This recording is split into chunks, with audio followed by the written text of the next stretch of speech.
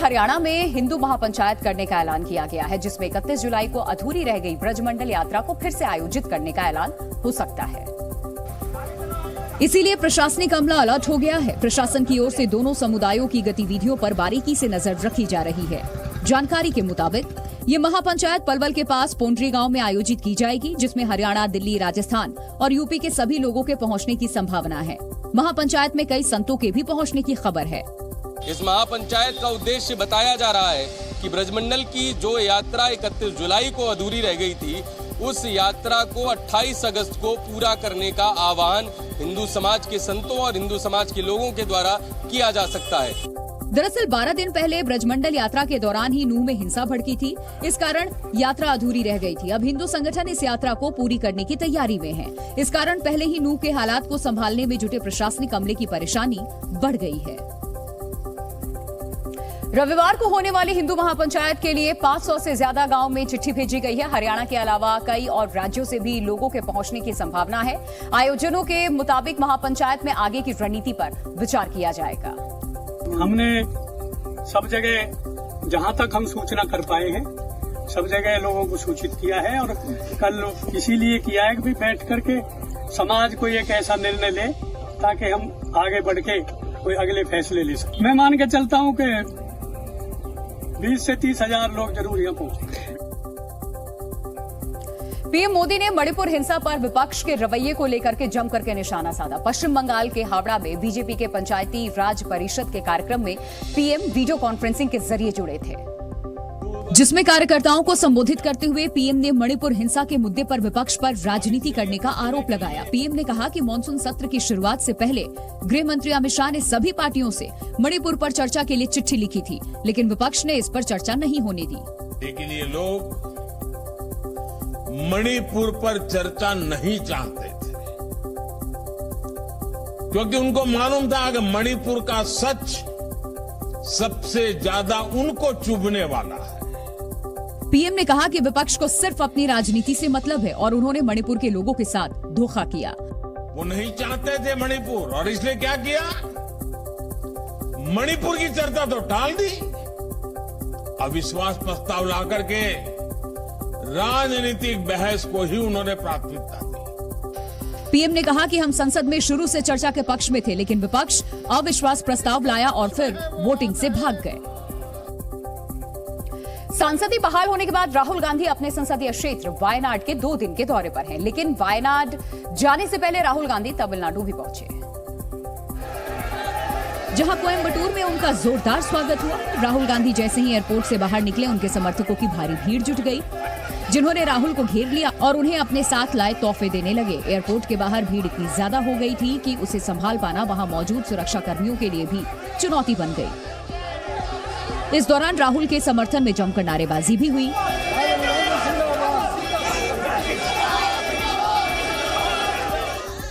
इसके बाद दोपहर करीब 2 बजे राहुल गांधी ऊटी पहुंचे, जहां मुथुनाडु गांव में टोडा आदिवासी समुदाय के लोगों ने उनका जोरदार स्वागत किया।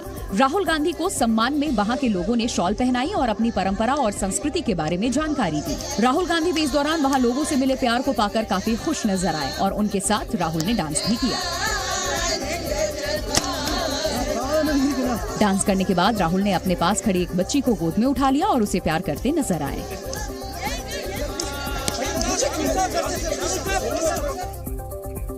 राहुल गांधी कुछ देर पहले केरल में अपने संसदीय क्षेत्र वायनाड पहुंचे, जहां मंच से उन्होंने केंद्र सरकार पर जमकर निशाना साधा। वायनाड में भी मणिपुर हिंसा का मुद्दा हावी रहा और इसी मुद्दे पर केंद्र सरकार को घेरते हुए राहुल गांधी ने मणिपुर हिंसा को सरकार की नाकामी करार दिया। राहुल गांधी ने अपने 19 साल के सियासी सफर का हवाला देते हुए दावा किया कि जो मंजर उन्होंने मणिपुर में देखा वो उन्होंने पहले कभी नहीं देखा था।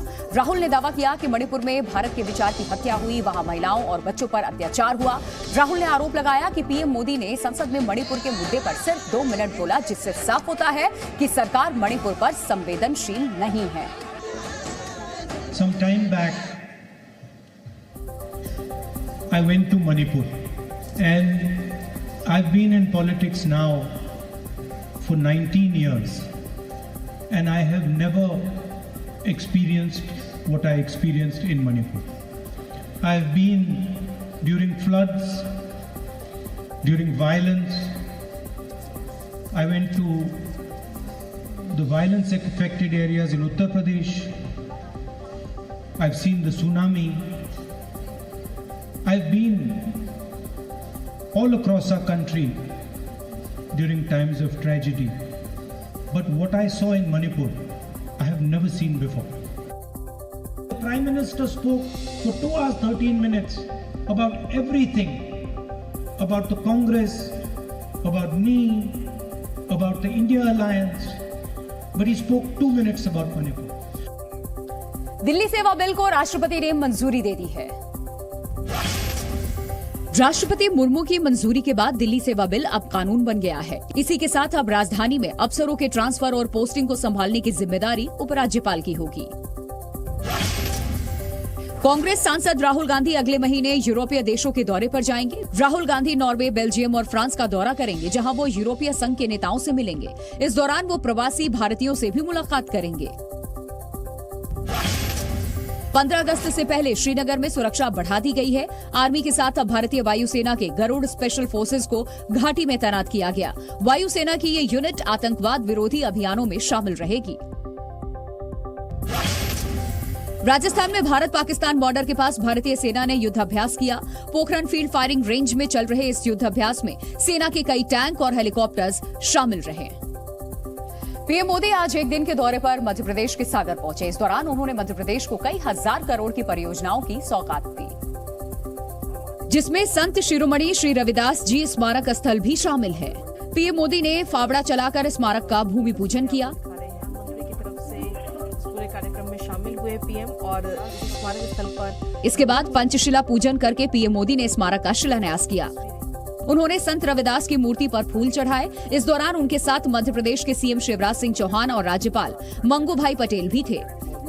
पीएम मोदी ने करीब 11 एकड़ जमीन और 100 करोड़ की लागत से बनाए जाने वाले इस अनूठे स्मारक का लेआउट भी देखा। इसके बाद पीएम मोदी ने 1580 करोड़ रुपए से ज्यादा की लागत से विकसित की जाने वाली 2 सड़क परियोजनाओं को और कोटा बीना रेल मार्ग के दोहरीकरण के काम की भी शुरुआत की। इस मौके पर आयोजित जनसभा में पीएम ने भरोसा जताया कि उन्हें संत रविदास स्मारक के लोकार्पण का भी मौका मिलेगा। आज मैंने शिलान्यास किया है, 1-1.5 साल के बाद मंदिर बन जाएगा तो लोकार्पण के लिए भी मैं जरूर आऊंगा। और संत रविदास जी मुझे यहां अगली बार आने का मौका देने ही वाले हैं। सागर में कई परियोजनाओं की नींव और संत रविदास स्मारक के भूमि पूजन के पीछे बीजेपी की खास रणनीति है। इस कार्यक्रम के जरिए बीजेपी एमपी खास करके बुंदेलखंड के दलितों को संदेश देना चाहती है। बुंदेलखंड में कुल 26 सीटें अनुसूचित जाति की हैं। यहां सबसे ज्यादा दलित वोटर है, यानी दलित वोटर्स निर्णायक भूमिका में है। पिछले 6 विधानसभा चुनाव में एससी सीटों पर बीजेपी का कब्जा है, लेकिन 2018 में दलित वोट कांग्रेस की तरफ चला गया और बीजेपी एमपी की सत्ता से बाहर हो गई। साल 2018 के विधानसभा चुनाव में बीजेपी को 18 एससी सीटों पर कामयाबी मिली थी। कांग्रेस ने 17 सीटों पर जीत हासिल की थी। 2013 के चुनाव की तुलना में कांग्रेस के हाथ 13 सीटें ज्यादा आई थी। बीजेपी को 10 सीटों का नुकसान हुआ था। इसी वजह से 2018 में कांग्रेस की सरकार बन गई। यहां सागर बुंदेलखंड का सेंटर पॉइंट भी माना जाता है। उज्जैन, इंदौर के अलावा सागर ही ऐसा जिला है जहां 5 लाख से अधिक दलित वोटर हैं। बीजेपी अच्छी तरह समझ गई कि एमपी का सत्ता में अगर उन्हें लौटना है एमपी की सत्ता की तरफ, तो दलित वोटरों को साधने बिना यह मुमकिन नहीं होने वाला है। बिहार के मोतिहारी में गैंगरेप के बाद नर्स की हत्या का खौफनाक मामला सामने आया। नर्स का शव एक एम्बुलेंस से बरामद किया गया, जिसके बाद वो प्राइवेट नर्सिंग होम शक के घेरे में आ गया, जहां नर्स काम करती थी। दरअसल हैवानियत की शिकार बनी नर्स 2 दिन से लापता थी। जब उसके परिजन नर्सिंग होम पहुंचे तो वहां ताला लटका मिला। इसके बाद परिजनों ने पुलिस में शिकायत की। मामले की जांच की गई तो नर्स का शव मुजफ्फरपुर में एक एम्बुलेंस से बरामद कर लिया गया। फिलहाल पुलिस ने नर्स की मां की शिकायत पर नर्सिंग होम संचालक समेत 5 लोगों के खिलाफ रिपोर्ट दर्ज कर ली है।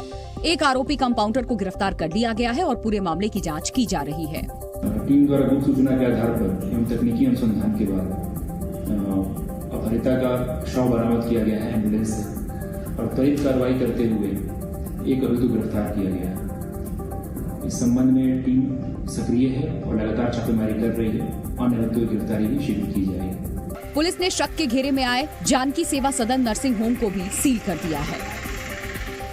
हिमाचल प्रदेश में भारी बारिश की वजह से भीषण तबाही हुई है। जगह जगह पहाड़ खिसकने की तस्वीरें हिमाचल से सामने आ रही हैं।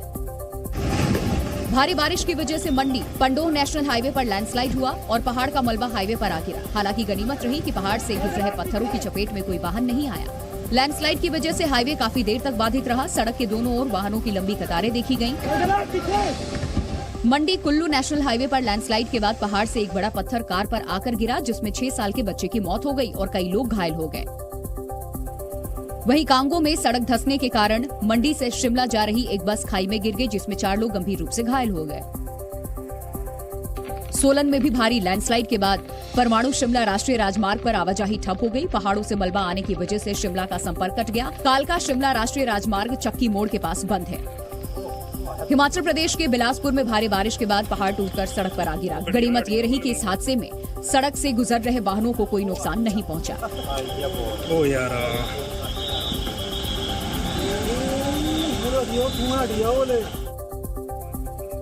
हिमाचल प्रदेश में ब्यास नदी उफान पर है। भारी बारिश के बाद कई इलाकों में जलभराव हुआ है। मौसम विभाग ने हिमाचल के अगले 48 घंटे के लिए भारी बारिश का अलर्ट जारी किया है। मंडी के पंडोह ब्यास नदी के पानी की तेज धार ने रिहायशी इलाकों को अपनी चपेट में ले लिया। नदी का पानी लोगों के घरों में घुस गया। तेज बहाव के कारण कई इलाकों में कटाव होने लगा है।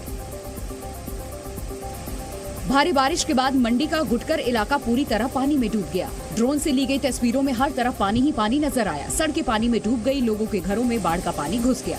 मौसम विभाग ने हिमाचल प्रदेश में अगले 48 घंटे भारी बारिश का अनुमान लगाया है और ऑरेंज अलर्ट जारी किया है। तो आने वाले 48 घंटे में प्रदेश में अधिकांश स्थानों में वर्षा होगी और ऑरेंज अलर्ट जारी किया गया है। और जिसमें जिन जिलों में ऑरेंज अलर्ट जारी किया है वो जिले हैं शिमला, सोलन, सिरमौर, हमीरपुर, ऊना, हमीरपुर, बिलासपुर, मंडी और कांगड़ा है। मौसम विभाग ने हिमाचल के कई जिलों में बाढ़ की भी चेतावनी जारी की है। ऋषिकेश में गंगा नदी का जलस्तर वार्निंग लेवल के करीब पहुंच गया है। मौसम विभाग ने 6 जिलों में भारी बारिश की चेतावनी जारी की है। वहीं रुद्रप्रयाग में भारी बारिश के बाद भूस्खलन हुआ और पहाड़ का मलबा रास्ते से गुजर रही कार पर आ गिरा। हादसे में कार सवार 5 लोगों की मौत हो गई। जानकारी मिलने पर मौके पर पहुंची जिला प्रशासन की टीम ने जेसीबी की मदद से मलबे से लोगों के शवों को बाहर निकाला। बताया जा रहा है कि कार सवार सभी लोग केदारनाथ में दर्शन के लिए जा रहे थे। वहीं ऋषिकेश में भी लैंडस्लाइड के बाद पहाड़ों का मलबा सड़क पर आ गया है। लैंडस्लाइड की वजह से कई पेड़ टूटकर रास्ते में गिर गए। भारी बारिश के बाद गंगा नदी का जलस्तर वार्निंग लेवल के करीब पहुंच गया। मौसम विभाग ने उत्तराखंड के 6 जिले देहरादून, पौड़ी, टिहरी, नैनीताल, उधम सिंह नगर और चंपावत में भारी बारिश का रेड अलर्ट जारी किया है। देहरादून, टिहरी, पौड़ी है, इनमें कहीं कहीं पर जो अत्यंत भारी से बहुत भारी से अत्यंत भारी वर्षा जो है वो कहीं कहीं पर देखने को मिलेगी। मौसम विभाग के मुताबिक फिलहाल 14 अगस्त तक बहुत भारी बारिश की चेतावनी जारी की गई है। इसे और आगे भी बढ़ाया जा सकता है। टमाटर, प्याज और आलू के दाम में लगी आग ने खाने की थाली के दाम बढ़ा दिए हैं। क्रेडिट रेटिंग एजेंसी क्रिसिल के मुताबिक सब्जियों की महंगाई ने आम आदमी के खाने के बजट को ही बिगाड़ दिया है। दरअसल क्रिसिल के रिपोर्ट के मुताबिक एक साल में शाकाहारी थाली 34% महंगी हुई है, जबकि मांसाहारी थाली के दाम में 13% बढ़ोतरी हुई है। जुलाई 2022 में सामान्य शाकाहारी थाली की कीमत 26 रुपए 50 पैसे थी, जो जुलाई 2023 में बढ़कर के 33 रुपए 70 पैसे हो गई है।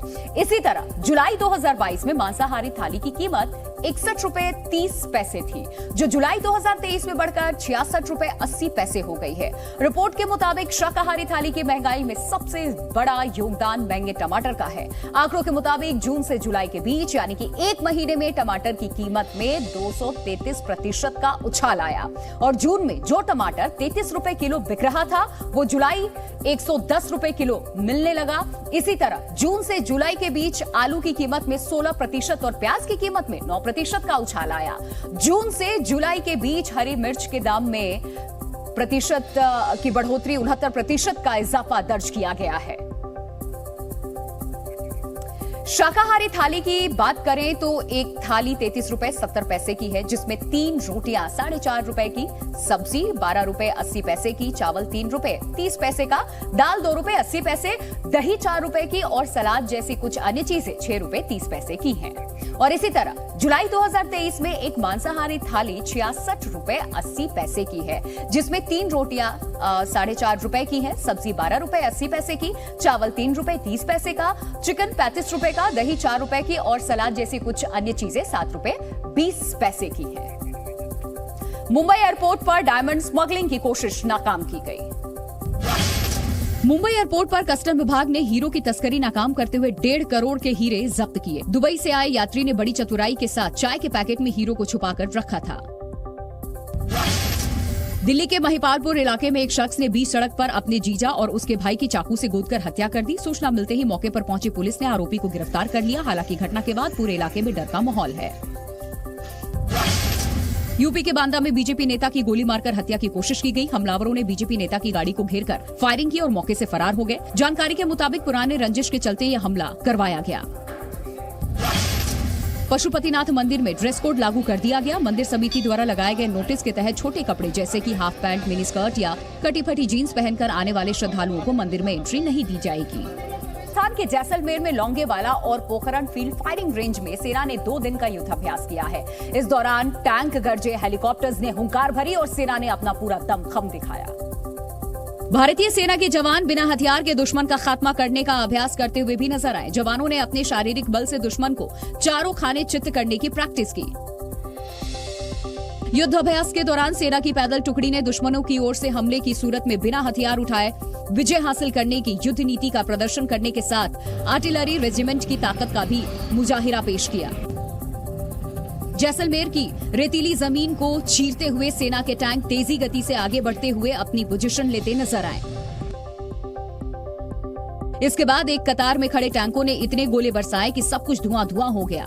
दुश्मनों को भारतीय सेना की आर्टिलरी रेजिमेंट ने बता दिया कि उनसे टकराने का क्या अंजाम हो सकता है।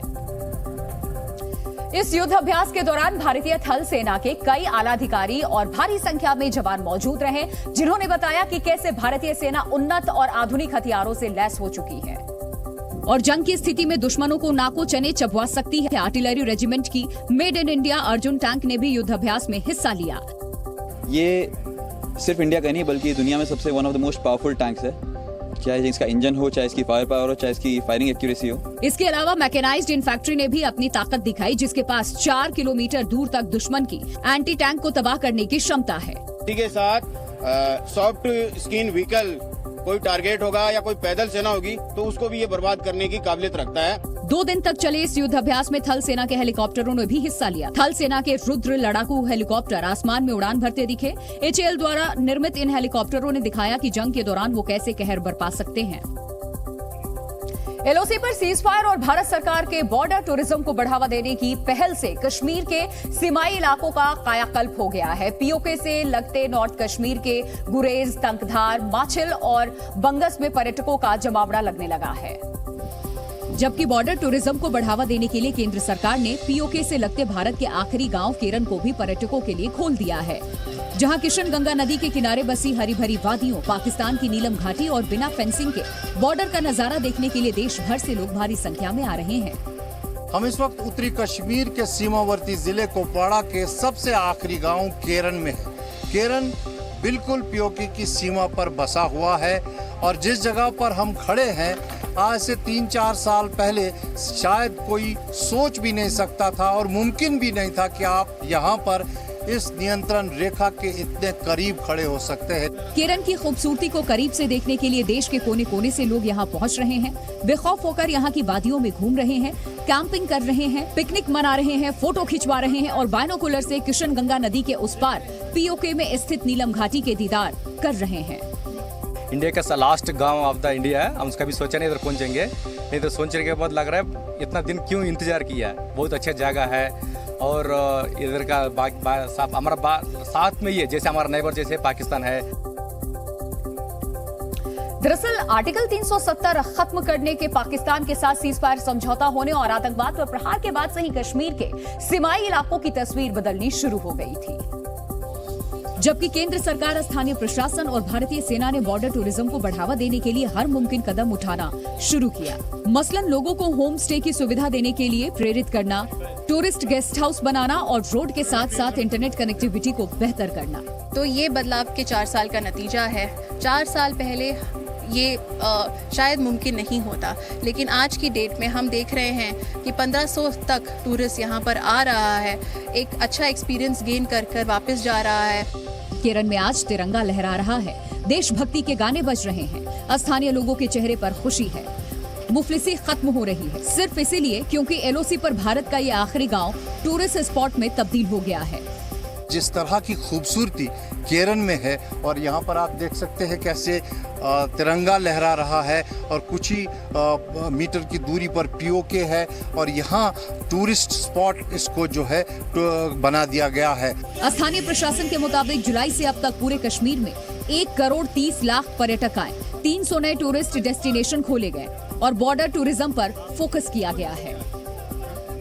आज एशियन चैंपियंस ट्रॉफी हॉकी का फाइनल मुकाबला है। 5 साल बाद भारत एशिया कप के फाइनल में पहुंचा है। फाइनल में भारत का मुकाबला मलेशिया के साथ होगा। फाइनल मैच आज रात 8:30 बजे चेन्नई में खेला जाएगा। भारत ने जापान को 5-0 से हरा करके फाइनल में क्वालिफाई किया था, जबकि मलेशिया ने डिफेंडिंग चैंपियन दक्षिण कोरिया को 6-2 से हरा करके फाइनल का टिकट कटाया है। भारत अगर फाइनल जीतता है तो 12 सालों के इतिहास में पहली बार कोई मेजबान देश एशियन चैंपियन बनेगा। 12 सालों में कभी भी मेजबान देश ट्रॉफी नहीं जीत पाया है। इसके साथ ही भारतीय टीम रिकॉर्ड 4 बार एशिया कप पर कब्जा करने वाली पहली टीम भी बन जाएगी। इस टूर्नामेंट में पाकिस्तान ने कल चीन को 6-1 से हरा करके 5वां स्थान हासिल किया है। भारतीय नौसेना के युद्धपोत ऑस्ट्रेलिया में युद्धाभ्यास करने के लिए पहुंच गए हैं। क्वाड गठबंधन के तहत भारत, अमेरिका, ऑस्ट्रेलिया और जापान की नौसेनाएं संयुक्त युद्धाभ्यास करने जा रही हैं। चारों देशों की सेनाओं का ये युद्धाभ्यास 21 अगस्त तक चलेगा।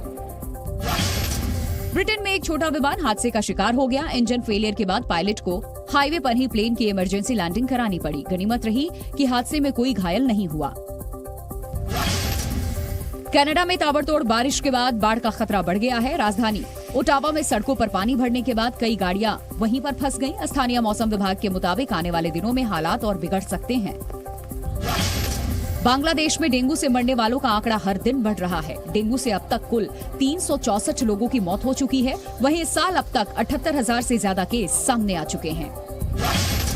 टेस्ला के सीईओ एलन मस्क और मेटा के सीईओ मार्क जुकरबर्ग के बीच होने वाली फाइट इटली के कोलोसियम में हो सकती है। बीते दिन एलन मस्क ने ट्वीट कर बताया कि उनकी इटली के प्रधानमंत्री से बात हुई और ये फाइट एक ऐतिहासिक जगह पर रखी जाएगी। भारतीय वायुसेना ने श्रीनगर एयरबेस पर मिग-29 फाइटर जेट के स्क्वाड्रन को तैनात कर दिया है। डिफेंडर ऑफ द नॉर्थ कहा जाने वाला ये स्क्वाड्रन मिग-21 फाइटर जेट स्क्वाड्रन की जगह लेगा। श्रीनगर एयरबेस चीन और पाकिस्तान के करीब है, इसलिए यहां मिग-29 की तैनाती अहम है। ये फाइटर जेट अब पाकिस्तान और चीन से आने वाले खतरों का जवाब देगा। खास बात यह है कि श्रीनगर में तैनात किए गए मिग-29 अपग्रेड किए गए हैं और मॉडर्न फीचर्स से लैस है।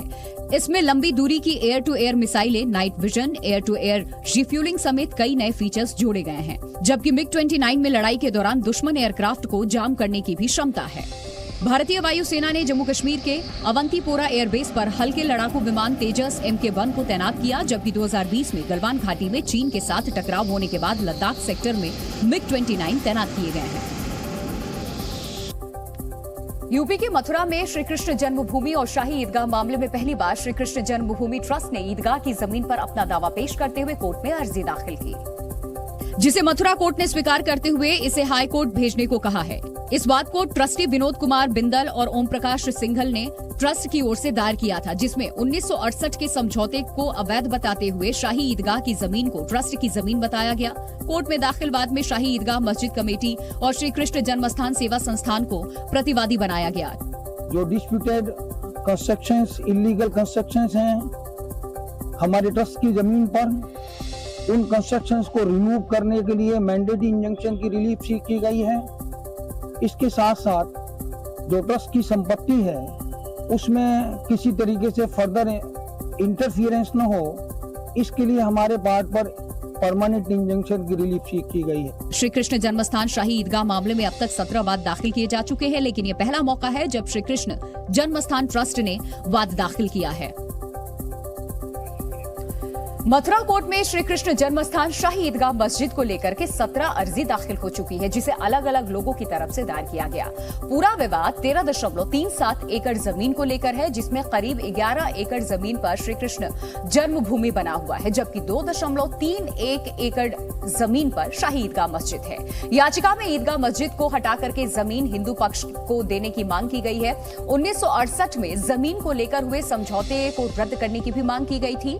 ये समझौता श्री कृष्ण जन्मस्थान सेवा संघ का शाही मस्जिद ईदगाह कमेटी के साथ हुआ था, जिसमें 13.37 एकड़ जमीन पर मंदिर और मस्जिद दोनों के बने रहने की बात थी। लेकिन पक्षकारों का दावा है कि 1968 में समझौता श्री कृष्ण जन्मस्थान सेवा संघ ने किया था, जिसको बदलकर श्री कृष्ण जन्मस्थान सेवा संस्थान कर दिया गया है। इसीलिए यह समझौता गलत है, लिहाजा जमीन को कब्जा मुक्त किया जाए।